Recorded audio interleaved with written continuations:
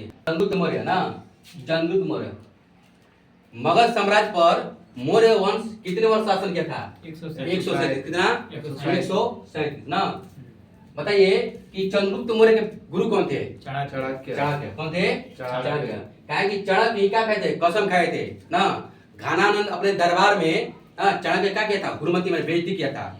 तो चाणक्य बेइज्जती कसम खाए थे कि एक दिन हम घानानंद के घमंड को क्या करेंगे? तोड़ करेंगे ना। तो चाणक्य एक अपने दलित बच्चा को क्या बनाए? चेला बनाए। दलित बच्चा को चेला बनाए और उसको ज्ञान दिए ना। उसको ज्ञान दिए। कहाँ?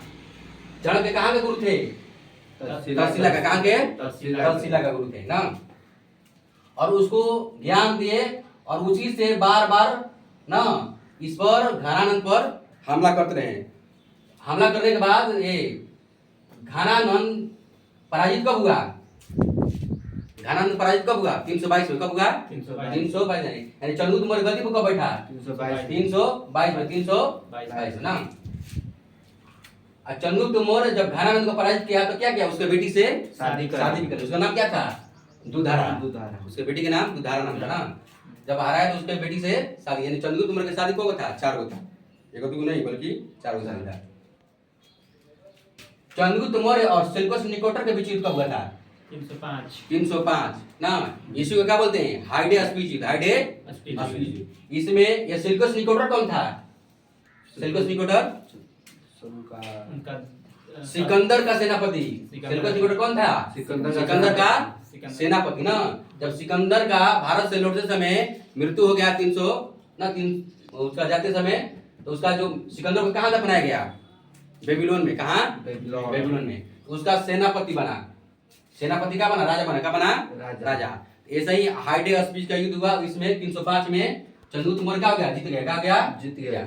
जीतने के बाद सेल्यूकस निकोटर बोला आप जीत गए, आपको हमारे बेटी से क्या करना पड़ेगा? शादी, विवाह करना पड़ेगा। और विवाह करने के बाद दहेज में क्या दिया? 4 तो साम्राज्य दे दिया। काबुल, हेरात, कंधार और मकरान। होता है ना आजकल लोग दहेज में क्या देते हैं? पैसा, गाड़ी। वो क्या दे दिया?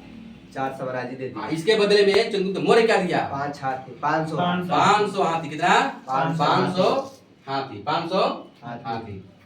चलिए आज जो सेल्यूकस निकोटर की बेटी कौन थी जिसे चंद्रगुप्त मौर्य शादी किया? कार्लेनिया। कौन थी? कार्लेनिया ना। चलिए क्वेश्चन पूछा है और शास्त्र के पुस्तक के लेखक चाणक्य। जो और शास्त्र पुस्तक है इसमें किसका व्याख्या किया गया है? राजनीति का। इधर समझेगा और शास्त्र में और शब्द लिखा होगा इकोनॉमिक्स है। नहीं वो नहीं जाना था उस समय कि भारत वाले आने वाला समय एक पुस्तक भी बना देगा और शास्त्र। हाँ इसमें राजनीति का व्याख्या किया गया है। यानी कैसे? यानी चाणक्य ये बताया है कि अपने पुस्तक में जब हम एक गांव से गुजर रहे थे तो एक औरत अपने बच्चे को हस्तक्षेप करने रोक रही थी। हाँ? उसमें बताया गया है। चलिए लंबा हो जाएगा ना। भारत का मेकियावली किसे कहते हैं? चाणक्य। किसे कहते हैं? चाणक्य को। चंद्रगुप्त मौर्य का बेटा कौन था? बिंदुसार। कौन था? बिंदुसार। देखिए अब याद रखना है कि एक होता है बिंबिसार। कौन होता है? बिंबिसार। एक होता है बिंदुसार। तो चंद्रगुप्त मौर्य का बेटा कौन था? बिंदुसार था। कौन था? बिंदुसार था। क्या है कि जब चंद्रगुप्त मौर्य चाणक्य चंद्रगुप्त मौर्य का ट्रेनिंग दे रहा था तो उसके भोजन में क्या मिल रहा था? देखिए सिकंदर उसके भोजन में हल्का हल्का क्या मिल रहा था? जहर। जब जहर मिला रहा था तो एक दिन जहर क्या मिला दिया? ज्यादा मिला दिया। जब ज्यादा मिला दिया तो चंद्रगुप्त मौर्य की पत्नी का क्या हो गया? मृत्यु।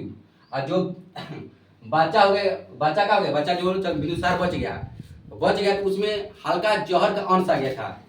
यानी छोटा सा अंश आ गया। इसलिए उसे क्या बोलते हैं? जब छोटा सा अंश आ गया तो अंश को क्या बिंदु बोलते हैं ना। और सार मतलब क्या होता है?